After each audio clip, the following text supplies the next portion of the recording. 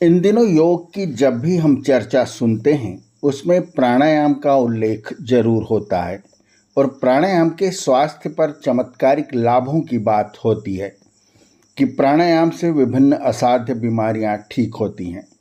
ये बात सत्य है, लेकिन स्वास्थ्य में प्रगति होना प्राणायाम का अतिरिक्त लाभ है। महर्षि पतंजलि ने यम नियम से समाधि तक जो 8 अंग बताए हैं उसमें प्राणायाम चतुर्थ स्थान पर है। यम नियम, आसन, प्राणायाम, प्रत्याहार, धारणा, ध्यान और समाधि। यहाँ पर महर्षि पतंजलि ने समाधि तक ईश्वर की प्राप्ति की राह में प्राणायाम को चौथे स्थान पर स्वास्थ्य लाभ के लिए नहीं रखा है, बल्कि ईश्वर उपासना का प्रमुख अंग बताकर रखा है। यहाँ उन्होंने प्राणायाम के 4 प्रकार बताए हैं। यहाँ प्राणायाम का उद्देश्य चित्त की वृत्तियों को रोककर मन को ईश्वर में स्थिर करने के लिए है। मनुस्मृति का श्लोक है, दह्यन्ते ध्यायमानानां धातूनां च यथा मलाः तथेन्द्रियाणां दह्यन्ते दोषाः प्राणस्य निग्रहात्। जैसे अग्नि में तपाने से स्वर्ण आदि धातुओं का मल नष्ट होकर शुद्ध होते हैं, वैसे प्राणायाम करके मन आदि इंद्रियों के दोष क्षीण होकर निर्मल हो जाते हैं। ऐसे ही योग शास्त्र का सूत्र है, प्राणायामाद शुद्धिक्षये ज्ञान दीप्तिरा विवेक ख्याते। जब मनुष्य प्राणायाम करता है तब प्रतिक्षण उत्तरोत्तर काल में अशुद्धि का नाश और ज्ञान का प्रकाश होता जाता है। जब तक मुक्ति न हो जाए तब तक उसकी आत्मा का ज्ञान बराबर बढ़ता जाता है।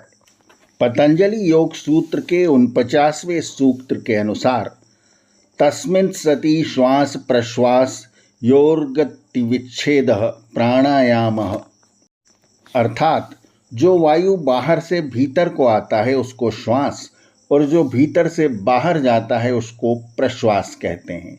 इन दोनों के आने जाने को विचार से रोकें। नासिका को कभी हाथ से न पकड़ें, किंतु ज्ञान से ही उनको रोकने को प्राणायाम कहते हैं।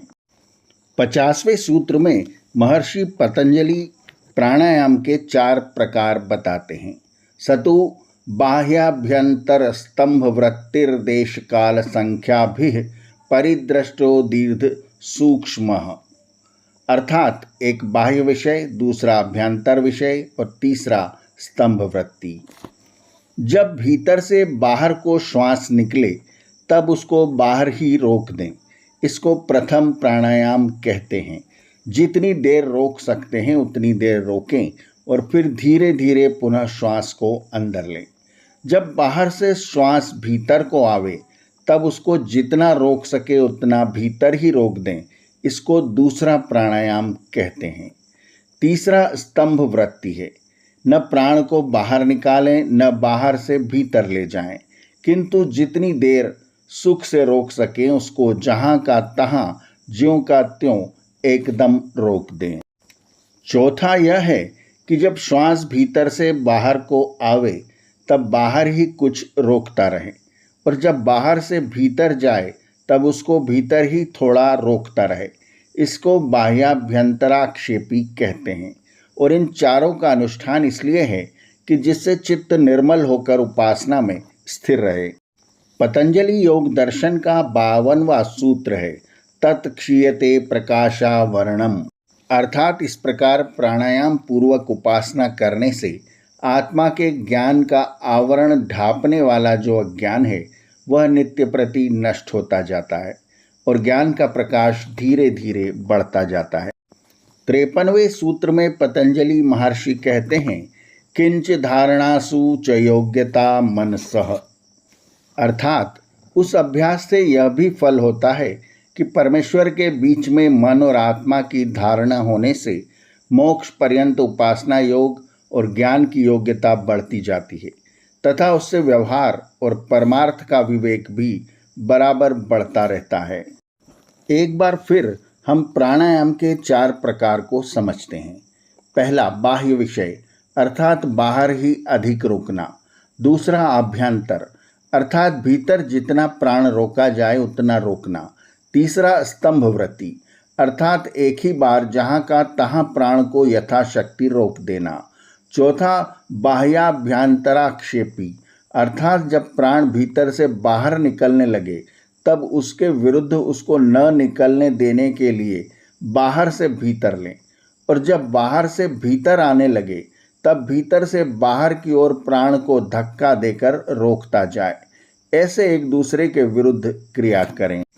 ऐसा करने से दोनों की गति रुककर प्राण अपने वश में होने से मन और इंद्रियां भी स्वाधीन होते हैं।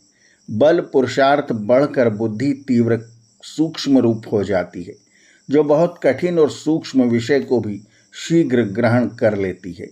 इससे मनुष्य शरीर में वीर वृद्धि को प्राप्त होकर स्थिर बल, पराक्रम, जितेंद्रियता सब शास्त्रों का थोड़े ही काल में समझकर उपस्थित हो जाता है, अर्थात समझ में पूर्णतः आ जाता है।